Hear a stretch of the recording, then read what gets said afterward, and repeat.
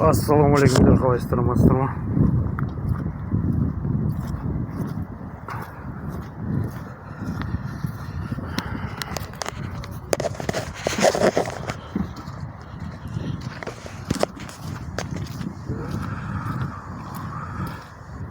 Өзбек әскери бөлімі Батыс өңірлік Қазақстан Республикасы Маңғыстау облысы Мұнайлы ауданы.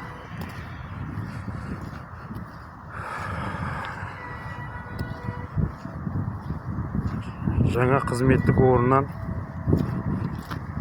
жұмыстан шықтым.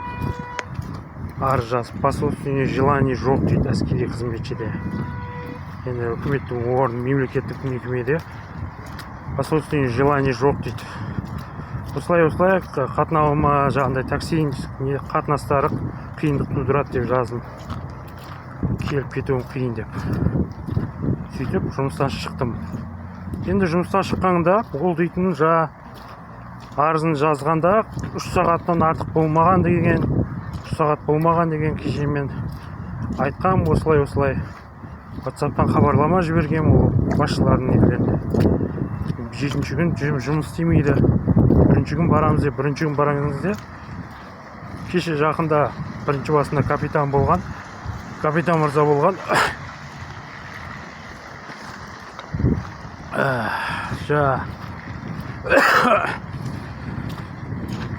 Майор мырза Нұрпейісов Мади сол кеше 12:30-да келген. 12:30-да көрдіңіздер.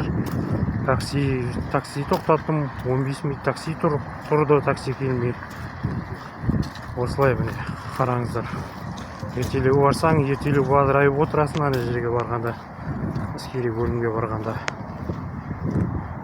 Енді сол уақытымен барып не алған кезде бұне жаңағындай документін білдіріп тұр. Мен сөйлескен бұл жерде кім Нұрпейісов Мади мен майор мырза Нұрпейісов Мадимен сөйлескенде аэропортқа перевод бар деген. Бұл жерде майор мырза түсінбей қалған ғой Нұрпейісов Мади. Мен аэропорт дегенде аэропорттың военный части перевод бар, если что, брат хабарласып еді ол көмек аға дейтін. Сол жерге жаңағындай перевод жасайтын болсаң, әскери мемлекетте органына шықпай, сол жерге перевод жаса деген. Енді мемлекеттік органына шықпай дегенде, мемлекеттік органына шығасын дейді, бұлары дейді, ол перевод жоқ дейді. Енді қараңыздар енді. Бұлардың организациясы басқа дейді. Енді мен жұмысқа кіретін болсам, отдел кадрдан сұрадым. Мен еңбек кітапшамды жазып берді. Военный-билетке жазып берді. Мемлекеттік органдарға жұмысқа қызметке тұра алмайтын қылып, сондай қылып жазып берген. 3 жылдық контрактыны бұзды. Осындай қылды деп, мен сондай қылып, мемлекеттік органға жұмысқа кіре алмайсың дейді. Басқа нелерге кіруің мүмкін дейді. Енді қараңыздар, осындай ситуациялар. Өздеріне де айттым, дейтін болмайды деді. Мен бұндай ешқандай согласие берген жоқпын сендерге. Маған кәдімгі посольствоне желание деген сияқты, мемлекеттік органға кіре ма, басқа жұмысқа кіре ма деген сияқты, ол мешет жасамайтындай қылып, сондай істеп беру керек. Енді өздерін қараңыздар, енді осындай ситуациялар енді. Мен өздеріне де айттым, YouTube желісінен шығастар, енді айып етпеңіздер, осылай болады жауаптары деді. Осындай болады. Не, осы міне. Өзбек әскери бөлімі келатыр.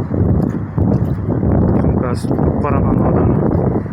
Ақшұқыр Жаңақоныс көшесі 27/2 үй. Өзім мамамның атындағы үй. Осы үйден келе жатырмын. Келгем. Енді өзім шығып, жұмыспен осылай YouTube желісіне шығасыздар, осылай деп хабарлап айтқам. Мен сол айтайын дегенім сендерге. Бұл дейтін нормально қылып шығару керек. Бұл дейтін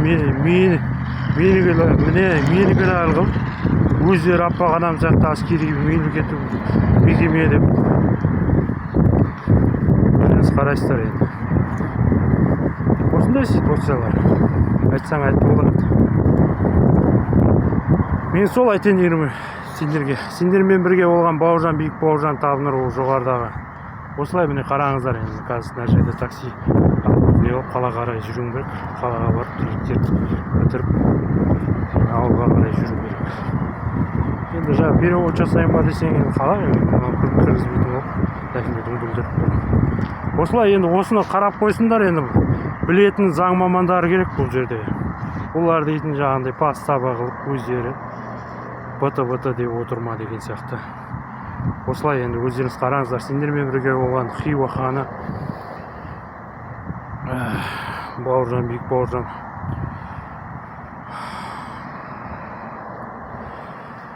Хиуа ханы Түркістан Арыстанбап Бауыржан, Биік Бауыржан табыныр ол жоғарыдағы.